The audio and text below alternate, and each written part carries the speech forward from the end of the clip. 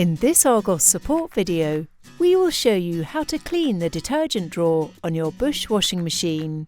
Detergents may form sediments in your detergent drawer over time. We recommend cleaning your detergent drawer every couple of months to ensure your washing machine works correctly and efficiently. Before cleaning the detergent drawer, ensure that the machine is unplugged from the mains supply. Start by pulling the detergent drawer fully out. Then, hold down the plastic tab whilst pulling the drawer completely out.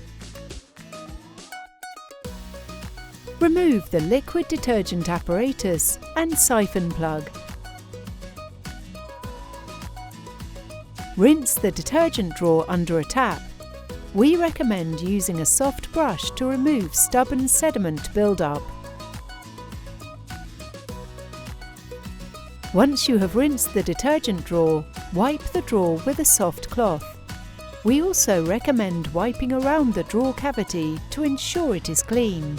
You can now attach the siphon plug and liquid detergent apparatus. Finally, slide the detergent drawer back into place and plug the washing machine back in. Your Bush washing machine is now ready to use.